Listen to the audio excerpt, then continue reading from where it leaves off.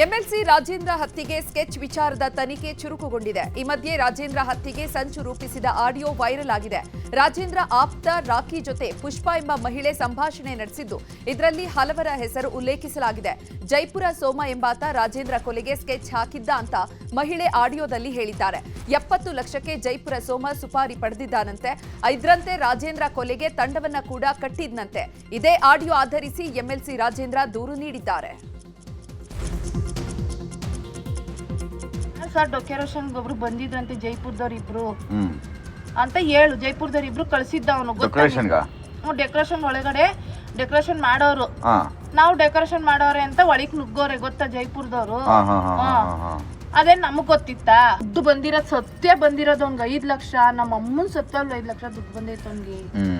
ಬೆಂಗಳೂರವ್ರ ಜೊತೆ ಮದ್ಗಿರಿ ಅವ್ರ ಜೊತೆ ಎಲ್ಲ ಮಾತಾಡ್ಕೊಂಡು ತಮಿಳ್ ಹುಡುಗರು ಕರೆಸ್ತವನ್ ಗೊತ್ತಾ ನಿಂಗೆ ಇಬ್ರಿಗೆ ಜೊತೆಗಿರಕ್ಕೆ. ತಮಿಳ್ ಹುಡುಗರ್ನ ತಮಿಳ್ ಹುಡುಗರು ಬೆಂಗಳೂರಲ್ಲಿ ಕಳಸಪಳ್ಳಿ ಹುಡುಗರು ಕೇಳವನಂತೆ. ನಮ್ಮ ಅಮ್ಮನ್ ಸತ್ತಲ್ಲೂ ಚೆನ್ನಾಗವನು. ನೀನ್ ಹೇಳಕ್ಕೆ ಹೋಗ್ಬೇಡ. ಈಗೆಲ್ಲ ಒಂದ ಎಲ್ಲಿ ಮಾಡ್ತಾರೆ ಗುಂಡಿಗೆ ಒಟ್ಟಾಗೆ ಗುಂಡಂಗೆಲ್ಲೋ ಬೆಟ್ಟದ ಹತ್ರ ನೆಟ್ವರ್ಕ್ ಸಿಗ್ತೈತವ ಮಾಡ್ತಾ ಇರೋದು. ನೆಟ್ವರ್ಕ್ ಸಿಗ್ಬಾರ್ದು ಅಲ್ಲಿ. ಅಷ್ಟೇನೆ. ಅವ್ರು ಉಂಟು ಏನಾನ ಮಾಡ್ಕೊಂಡ್ಲಪ್ಪ. ತಿರ್ಗಾ ನಮ್ಮನ್ನು ಕರಿಯೋದ್ ಬೇಡ, ನಮ್ಮನ್ನು ಎಲ್ಲಿದ್ರು ನಮ್ಗೆ ಎಳ್ಕೊಳೋದು ಬೇಡಪ್ಪ. ಇರೋ ಒಬ್ಳು ಮಗಳವಳು ನಮ್ಗೆ ಅಷ್ಟೇ. ಹೇಳೋದ್ ನಾನ ಕಿವಿಗ್ ಬಿತ್ತು ಹೇಳಿದೀವಿ ಆಟೋದಲ್ಲಿ ಕುಂತಾಗ. ಸೋಮಣ್ಣ ಅದೇ KR ರಾಜಣ್ಣ ಅವ್ರ ಮಗನ್ ಎತ್ತಬೇಕು ಅಂತ ಎಲ್ಲ ಪ್ಲಾನ್ ಮಾಡಿ ಮಾತಾಡ್ಕೊಂಡವ್ರ ಗುರು. ಹಿಂಗಿಂಗೆ ಸದ್ಯ ಆಡಿಯೋ ಸಂಭಾಷಣೆ ನಡೆಸಿದ ಮಹಿಳೆ ಪುಷ್ಪಾ ಹಾಗೂ ಇನ್ನಿಬ್ಬರನ್ನ ತನಿಖಾ ತಂಡ ವಶಕ್ಕೆ ಪಡೆದುಕೊಂಡಿದೆ. ತನಿಖೆ ಸುಪಾರಿ ಸಂಬಂಧ ಶಂಕಿತರನ್ನ ಪೊಲೀಸರು ಅರೆಸ್ಟ್ ಮಾಡಿದ್ದಾರೆ. ಆಡಿಯೋದಲ್ಲಿ ಮಾತನಾಡಿದ ಬಗ್ಗೆ ವಿಚಾರಣೆ ನಡೆಸುವುದಕ್ಕೆ ವಶಕ್ಕೆ ಪಡೆಯಲಾಗಿದೆ ಎನ್ನಲಾಗಿದೆ.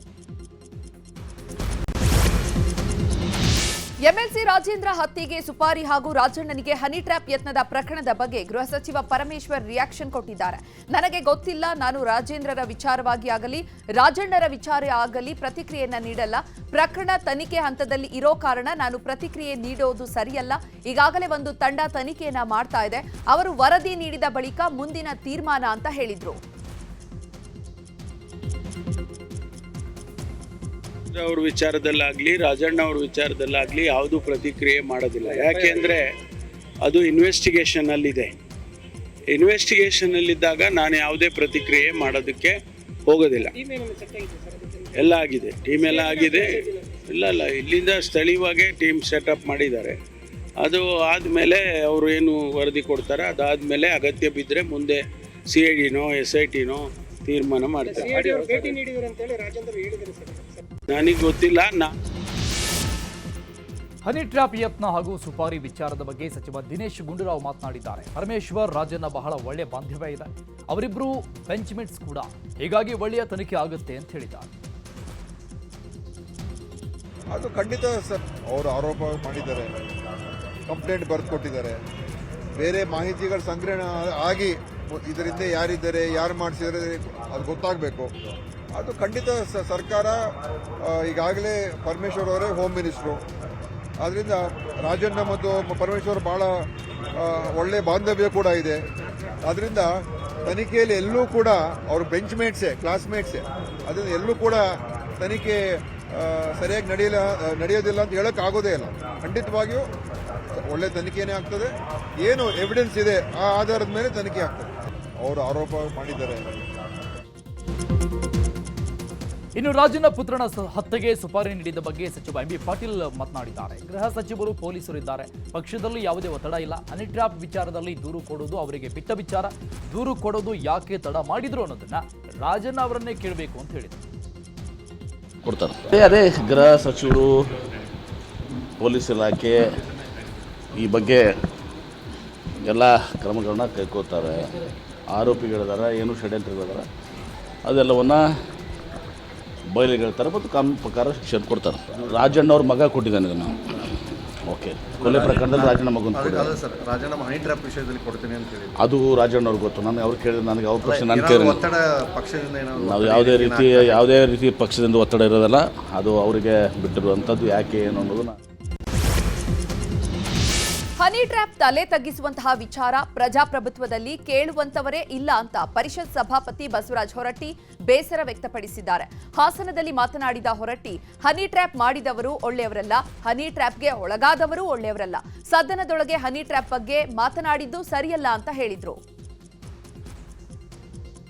ಸದನದಲ್ಲಿ ಅದೊಂದು ದೇವಸ್ಥಾನ ಇದ್ದಾಗೆ ಸದನ, ದೊಡ್ಡ ದೇವಸ್ಥಾನ ಅದು. ಅಲ್ಲಿ ಹನಿ ಟ್ರ್ಯಾಪ್ ಇಂಥ ವಿಚಾರಗಳು ಇಡೀ ದೊಡ್ಡ ಮಟ್ಟದ ಇಡೀ ಇದರಿಂದ ಯಾರಿಗೆ ಒಳ್ಳೇದಾಗತ್ತೆ? ಮಾಡಿದವರು ಒಳ್ಳೆಯವರಲ್ಲ, ಮಾಡಿಸ್ಕೊಂಡವರು ಒಳ್ಳೆಯವರಲ್ಲ, ಎಲ್ಲ ಆಗ್ತಿದೆ. ಒಂದು ಮಾತು ಹೇಳಿ, ನನ್ನ ಮಾತು ರಾಮಕೃಷ್ಣ ಹೇಳೋರು ಮುಖ್ಯಮಂತ್ರಿ ಆಗಿದ್ರು 84ದಾಗ. ನಾವೆಲ್ಲೋ ಈ ಪ್ರಜಾಪ್ರಭುತ್ವ ಅನ್ನೋದನ್ನು ನಾವು ತಿಳ್ಕೊಳ್ಳೋದು. ಈಗ ಯಾವ ಹೇಳ್ತು, ನಿಮ್ಗೆ ದುಡ್ಡು ಕೊಟ್ಟು ಆರಿಸ್ಬಿಡ್ತಾನೋ, ಬೆಂಗಳೂರಾಗ ಕುಂದ್ರೆ ನಾವು ದುಡ್ಡು ಮಾಡ್ತಾನೆ, ಮತ್ತು ದುಡ್ಡು ಹೋಗಿತಾನೆ ಆರಿಸ್ಬಿಡ್ತಾನೆ. ಜನರಿಗೆ ಏನು ಮಾಡಿದ್ರು, ರೆಪ್ರೆಸೆಂಟೇಟಿವ್ ಅಂದರೆ ಇನ್ನು 8 ಸರಿ ಆರಿಸಿ ಬರಬೇಕಾದ್ರೆ ಬೆಳಿಗ್ಗೆ 7 ಗಂಟೆಯಿಂದ ರಾತ್ರಿ 10 ಗಂಟೆ ಮಟ್ಟಿಗೆ ಯಾವ ಬರ್ತಾನೆ ತೋರಿಸ್ತೀನಿ ನಾನು. ಭಾಳ ನನಗೆ ಅನಿಸಿದ ಮಟ್ಟಿಗೆ ಈ ಮಕ್ಕಳಿಗೆ ಏನು ಟ್ರೈನಿಂಗ್ ಅವಶ್ಯಕತೆ ಐತಿ. ಹೊಸ ಬಂದ ಹಂಗೆ ಬಿಟ್ಬಿಟ್ಟಿರ್ತೀವಿ. ಈಗ ರಾಜಕೀಯದ ಪ್ರಮುಖ ಸುದ್ದಿಗಳನ್ನು ನೋಡೋಣ. ಯತ್ನಾಳ್ ಕಾಂಗ್ರೆಸ್ಗೆ ಹೋಗ್ತಾರಾ ಅನ್ನೋ ಸುದ್ದಿ ಸದ್ದು ಮಾಡಿತ್ತು. ಈ ವಿಚಾರಕ್ಕೆ ಕೊಪ್ಪಳದಲ್ಲಿ ಪ್ರತಿಕ್ರಿಯೆ ಕೊಟ್ಟ ಯತ್ನಾಳ್, ಈ ಜೀವನದಲ್ಲಿ ನಾನು ಕಾಂಗ್ರೆಸ್ಗೆ ಹೋಗೋದಿಲ್ಲ. ವಿಜೇಂದ್ರ ನಕಲಿ ಫೋಟೋ ಹರಿಬಿಡ್ತಾ ಇದ್ದಾರೆ. ವಿಜೇಂದ್ರನ ಬಳಿ ಹಣ ಇದೆ, ಸಾವಿರಾರು ಕೋಟಿ ರೂಪಾಯಿ ಗಳಿಸಿದ್ದಾರೆ. ಕೆಲವು ಮಾಧ್ಯಮದವರು ಸಹ ಅವರನ್ನ ಬೆಂಬಲಿಸುತ್ತಾರೆ. ಯಡಿಯೂರಪ್ಪ ಮಾತು ಕೇಳಿ ಹೈಕಮಾಂಡ್ ನನ್ನ ಉಚ್ಚಾಟನೆ ಮಾಡಿದ್ದಾರೆ. ಪೋಕ್ಸೋ ಕೇಸ್ನಲ್ಲಿ ಸರಿಯಾದ ತನಿಖೆ ಆದ್ರೆ ಯಡಿಯೂರಪ್ಪ ಜೈಲಿಗೆ ಹೋಗ್ತಾರೆ. ಬಿಜೆಪಿ ಹಿಂದೂಗಳ ಪರವಿಲ್ಲ ಅಂತ ವಾಗ್ದಾಳಿ ನಡೆಸಿದರು. ಕಾಂಗ್ರೆಸ್ ಅಂತ ಈ ಜನ್ಮದಾಗ ಹೋಗುದಿಲ್ಲ, ಮುಂದಿನ ಜನ್ಮದಾಗ ಹೋಗುದಿಲ್ಲ. ಕಾಂಗ್ರೆಸ್ ಅದು ಒಂದು ಮುಸ್ಲಿಮರ ಪಕ್ಷ, ಹಿಂದೂಗಳ ಪಕ್ಷ. ಅದೇನೋ ಯಾರೋ ಅಪಪ್ರಚಾರ ಸಹಜ ಐತಿ. ವಿಜೇಂದ್ರನ ಟೀಮು ಅವ್ರದ್ದೇ ಆದಂಥ ನಕಲಿ ಸಾಮಾಜಿಕ ಜಾಲತಾಣಗಳದ ಮತ್ತು ಕೆಲವೊಂದು ಮಾಧ್ಯಮದವರು ಅವ್ರಿಗೆ ಭಾಳ ಸಪೋರ್ಟು ಅದ. ಯಾಕಂದ್ರೆ ಭಾಳ ಶ್ರೀಮಂತರು ಅದಾರ. 16,000 ಕೋಟಿ ರೂಪಾಯಿ ಲೂಟಿ ಮಾಡ್ಯಾರ ಕರ್ನಾಟಕದ ರೈತರ ಹೆಸರಲ್ಲೇ, ವೀರಶೈವ ಲಿಂಗಾಯತರ ಹೆಸರಲ್ಲೇ. ಯಾರು? ಯಡಿಯೂರಪ್ಪ. ಅವನ ಮಗ ಕರೋನಾದಾಗ ಎಷ್ಟು ಒಂದು ಬೆಟ್ಟಿಗೆ ಹತ್ರ ರೊಕ್ಕ ಖರ್ಚಾಗ್ತಿದ್ರು. ನಾಚಿಕೆ ಮಾನ ಮರ್ಯಾದೆ ಇವ್ರಿಗೆ. ಕಾಂಗ್ರೆಸ್ ಅಂತ ಈ ಜನ್ಮದಾಗ ಹೋಗುದಿಲ್ಲ, ಮುಂದಿನ ಜನ್ಮದಾಗ ಹೋಗುದಿಲ್ಲ.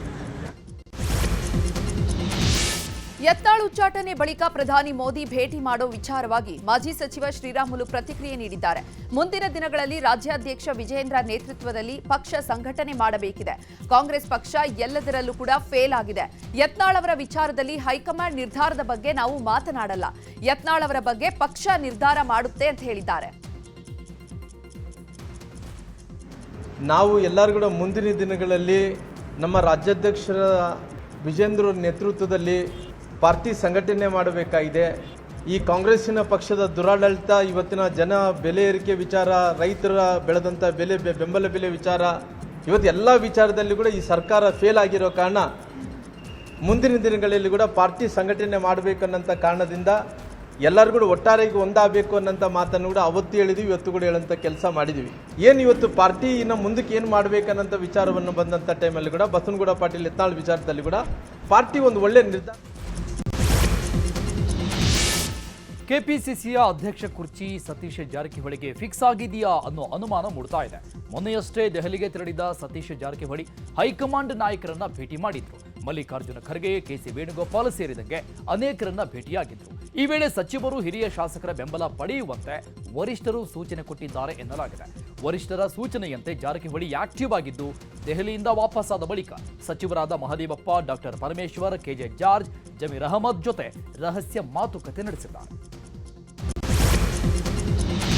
ಕೆಪಿಸಿಸಿ ಅಧ್ಯಕ್ಷ ಸ್ಥಾನದ ಬಗ್ಗೆ ಚರ್ಚೆ ಆಗ್ತಿದ್ದಂತೆ ಕಾಂಗ್ರೆಸ್ನ ಹಲವು ನಾಯಕರು ಪ್ರತಿಕ್ರಿಯೆ ನೀಡಿದ್ದಾರೆ. ಸಚಿವ ದಿನೇಶ್ ಗುಂಡೂರಾವ್ ಮಾತನಾಡಿ, ಕೆಪಿಸಿಸಿ ಅಧ್ಯಕ್ಷ ಸ್ಥಾನದಲ್ಲಿ ಒಬ್ಬರೇ ಕೂರಲು ಸಾಧ್ಯವಿಲ್ಲ. ಡಿಕೆ ಶಿವಕುಮಾರ್ ಕೂಡ ಒಳ್ಳೆ ಕೆಲಸವನ್ನ ಮಾಡಿದ್ದಾರೆ. ಹೈಕಮಾಂಡ್ ಯಾವುದೇ ರೀತಿಯ ದುಡುಕಿನ ನಿರ್ಧಾರವನ್ನ ತೆಗೆದುಕೊಳ್ಳಲ್ಲ ಅನ್ನೋ ವಿಶ್ವಾಸ ಇದೆ ಅಂತ ಹೇಳಿದ್ರು. ಪೂರ್ಣ ಪ್ರಮಾಣದ ಅಧ್ಯಕ್ಷರಿದ್ರೆ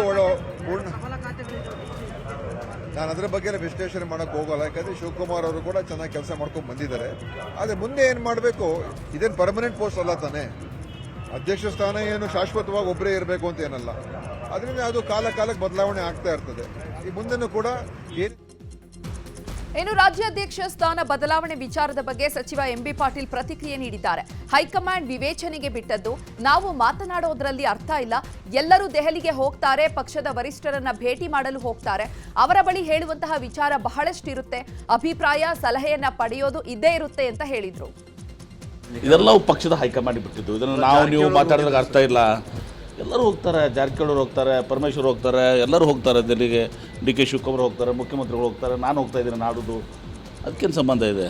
ಪಕ್ಷದ ವರಿಷ್ಠರನ್ನು ಭೇಟಿ ಆಗ್ತೀವಿ, ಮಾತುಕತೆ ಮಾಡ್ತೀವಿ, ಅನೇಕ ವಿಚಾರಗಳನ್ನು ಪ್ರಸ್ತಾಪ ಮಾಡ್ತೀವಿ. ಕೇಳುವಂಥದ್ದು ಇರ್ತದೆ, ಮಾರ್ಗದರ್ಶನ ಪಡ್ಕೊಳ್ಳುವಂಥದ್ದು ಇರ್ತದೆ. ಅದು ಪಕ್ಷದ ಹೈಕಮಾಂಡಿಗೆ ಬಿಟ್ಟಿದ್ದು. ನಮ್ಮ ಪಕ್ಷದಲ್ಲಿ ಯಾರು ಕೂಡ ನಾವು ಮುಂದುವರಿಬೇಕಂದ್ರೂ ಮುಂದುವರಿಯೋಕ್ಕಾಗಲ್ಲ, ನಾವು ತೆಗಿಬೇಕಂದ್ರೂ ತೆಗಿಯೋಕ್ಕಾಗೋದಿಲ್ಲ. ಅದು ಪಕ್ಷದ ಹೈಕಮಾಂಡ್. ಇನ್ನು ಇದೇ ವಿಚಾರವಾಗಿ ತುಮಕೂರಿನಲ್ಲಿ ಮಾತನಾಡಿದ ಸಚಿವ ಪರಮೇಶ್ವರ್, ಈ ಬಗ್ಗೆ ನನಗೇನು ಗೊತ್ತಿಲ್ಲಪ್ಪ ಅಂತ ಹೇಳಿದ್ರು. ಕೆಪಿಸಿಸಿ ಅಧ್ಯಕ್ಷ ಸ್ಥಾನ ಬದಲಾವಣೆ ಕೆಲ ಸಚಿವರು ಪಟ್ಟಿ ಹಿಡಿದಿದ್ದಾರೆ ಅನ್ನೋದು ಕೂಡ ಕೇಳಿಬಂದಿದೆ. ಗೊತ್ತಿಲ್ಲಪ್ಪ, ನನಗೆ ಗೊತ್ತಿಲ್ಲ. ಕೆಪಿಸಿಸಿ ಅಧ್ಯಕ್ಷರ ಬದಲಾವಣೆ ವಿಚಾರದ ಬಗ್ಗೆ ಬಳ್ಳಾರಿಯಲ್ಲಿ ಸಂಸದ ಇ ತುಕಾರಾಂ ಪ್ರತಿಕ್ರಿಯೆ ನೀಡಿದ್ದಾರೆ. ಎಲ್ಲವೂ ಹೈಕಮಾಂಡ್ ನಿರ್ಧಾರ ಮಾಡುತ್ತದೆ, ಹೈಕಮಾಂಡ್ ನಿರ್ಧಾರಕ್ಕೆ ಬದ್ಧ ಎಂದಿದ್ದಾರೆ. ಹೈಕಮಾಂಡ್ ಕೊಟ್ಟ ಜವಾಬ್ದಾರಿಯನ್ನ ನಿಭಾಯಿಸುತ್ತೇನೆ ಎಂದಿದ್ದಾರೆ. ಕೂಡ 2000 ಹೈಕಮಾಂಡ್ ನೇತೃತ್ವದಲ್ಲಿ ಇವತ್ತು ನಾವು ಆಡಳಿತವನ್ನು ಮಾಡ್ಕೊಂಡು ಬಂದ್ವಿ. ಯಾವುದೇ ನಿರ್ಧಾರ ಮಾಡಿದರೂ ಕೂಡ ಇವತ್ತು ಹೈಕಮಾಂಡ್ ನಿರ್ಧಾರ ಮಾಡ್ತತೆ. ಎಲ್ಲರೂ ಕುಂತ್ಕೊಂಡು ಒಂದು ವೇದಿಕೆಯಲ್ಲಿ ನಾವೆಲ್ಲರೂ ಕೂಡ ತೀರ್ಮಾನ ಮಾಡ್ಕೊಂತೀವಿ. ರಾಜ್ಯ ಸರ್ಕಾರದ ವಿರುದ್ಧ ಬಿಜೆಪಿ ಪ್ರತಿಭಟನೆಗೆ ದಿನಾಂಕ ನಿಗದಿ ಮಾಡಿದೆ. ಏಪ್ರಿಲ್ 2ರಂದು ಬೆಳಗ್ಗೆ 10 ಗಂಟೆಗೆ ಕೆಂಗಲ್ ಹನುಮಂತಯ್ಯ ಪ್ರತಿಮೆ ಬಳಿ ಪ್ರತಿಭಟನೆ ಮಾಡಿ ಶಾಸಕರ ಅಮಾನತು ಖಂಡಿಸಿ ಪ್ರತಿಭಟಿಸಲಾಗುತ್ತೆ. ಈ ಪ್ರತಿಭಟನೆ ಬಳಿಕ ಸ್ಪೀಕರ್ಗೆ ಮನವಿ ಸಲ್ಲಿಕೆ ಮಾಡಲಿದ್ದಾರೆ. ಏಪ್ರಿಲ್ 2ರ ಬೆಳಗ್ಗೆ 11 ಗಂಟೆಯಿಂದ ಫ್ರೀಡಂ ಪಾರ್ಕ್ನಲ್ಲಿ ಅಹೋರಾತ್ರಿ ಪ್ರತಿಭಟನೆ ಮಾಡಲಿದ್ದಾರೆ. ಬೆಲೆ ಏರಿಕೆ ವಿರುದ್ಧ ಅಹೋರಾತ್ರಿ ಪ್ರತಿಭಟನೆ ಮಾಡಲಾಗುತ್ತದೆ ಅಂತ ವಿಜಯೇಂದ್ರ ತಿಳಿಸಿದ್ದಾರೆ. ಏಪ್ರಿಲ್ 2ನೇ ತಾರೀಕು ಬೆಂಗಳೂರಿನ ಫ್ರೀಡಂ ಪಾರ್ಕ್ನಲ್ಲಿ ಬೆಳಗ್ಗೆ 11 ಗಂಟೆಗೆ ನಮ್ಮ ಅಹೋರಾತ್ರಿ ಧರಣಿ ಪ್ರಾರಂಭ ಆಗ್ತದೆ. ಈ ಒಂದು ಅಹೋರಾತ್ರಿ ಧರಣಿನಲ್ಲಿ ನಮ್ಮ ಪಕ್ಷದ ಎಲ್ಲ ಏಪ್ರಿಲ್ 7ರಿಂದ 4 ಹಂತದಲ್ಲಿ ಜನಾಕ್ರೋಶ ಯಾತ್ರೆ ಮಾಡೋದಕ್ಕೆ ಬಿಜೆಪಿ ಮುಂದಾಗಿದೆ. SC-PTS ಹಣ ದುರುಪಯೋಗ ಹಾಗೂ ಮುಸ್ಲಿಂ ಮೀಸಲಾತಿ ಖಂಡಿಸಿ ಪ್ರತಿಭಟನೆ ಮಾಡ್ತಾ ಇದ್ದು ಏಪ್ರಿಲ್ 7ರಿಂದ 10ರವರೆಗೆ ಮೊದಲ ಹಂತದ ಜನಾಕ್ರೋಶ ಯಾತ್ರೆ ನಡೆಯುತ್ತೆ. ಮೇ 3ರಂದು ಬೆಂಗಳೂರು ಮಹಾನಗರ, ಬೆಂಗಳೂರು ಗ್ರಾಮಾಂತರ, ರಾಮನಗರದಲ್ಲಿ ಹೋರಾಟ ಮಾಡುವ ಮೂಲಕ ಜನಾಕ್ರೋಶ ಯಾತ್ರೆ ಮುಗಿಸಲಿದ್ದಾರೆ. ಕ್ರೈಮ್ ಸುದ್ದಿಗಳನ್ನ ನೋಡೋಣ. 2024 ಅಕ್ಟೋಬರ್ನಲ್ಲಿ ದಾವಣಗೆರೆಯ ನ್ಯಾಮತಿಯಲ್ಲಿರುವಂತಹ SBI ಬ್ಯಾಂಕ್ನಲ್ಲಿ ಕಳ್ಳತನ ನಡೆದಿತ್ತು. ಸದ್ಯ ಪ್ರಕರಣವನ್ನ ಭೇದಿಸಿರುವಂತಹ ಪೊಲೀಸರು ಕಳುವಾಗಿದ್ದಂತಹ 22 ಕೆಜಿ ಚಿನ್ನದ ಪೈಕಿ 17 ಕೆಜಿ ಚಿನ್ನವನ್ನ ವಶಕ್ಕೆ ಪಡೆದಿದ್ದಾರೆ. ಕಳ್ಳತನದಲ್ಲಿ ಭಾಗಿಯಾಗಿದ್ದ ನ್ಯಾಮತಿಯ 3 ಹಾಗೂ ತಮಿಳುನಾಡು ಮೂಲದ 2ರನ್ನ ವಶಕ್ಕೆ ಪಡೆಯಲಾಗಿದೆ. ವಿಜಯ್ ಕುಮಾರ್, ಅಜಯ್ ಕುಮಾರ್, ಅಭಿಷೇಕ್, ಚಂದ್ರು, ಮಂಜುನಾಥ್, ಪರಮಾನಂದ ಬಂಧಿತರು. ಸಾಲ ಕೊಟ್ಟಿಲ್ಲ ಅನ್ನೋ ಕಾರಣಕ್ಕೆ ಬ್ಯಾಂಕ್ ದರೋಡೆ ಮಾಡಿದ್ದಾರೆ ಅನ್ನುವಂತಹ ಮಾಹಿತಿ ಸಿಕ್ಕಿದೆ. ಬೆಳಗಾವಿಯಲ್ಲಿ ಕ್ಷುಲ್ಲಕ ವಿಚಾರಕ್ಕೆ ಹೋಟೆಲ್ಗೆ ಬಂದ ದಂಪತಿಗಳ ಮೇಲೆ ಹಲ್ಲೆ ಮಾಡಲಾಗಿದೆ. ಮಗು ಕಾಲಡಿ ಹೋಗಿದ್ದಕ್ಕೆ ದಂಪತಿ ಬೈದಿದ್ದಾರೆ. ಇಷ್ಟಕ್ಕೆ ರೊಚ್ಚಿಗೆದ್ದ ವ್ಯಕ್ತಿ ಕಪಾಳಕ್ಕೆ ಹೊಡೆದಿದ್ದಾನೆ. ಬೆಳಗಾವಿ ವೈಭವ ನಗರದ ವಾಹಬ್ ಸೇರ್ ಖಾನ್ ಮೇಲೆ ಹಲ್ಲೆ ಆರೋಪ ಕೇಳಿಬಂದಿದೆ.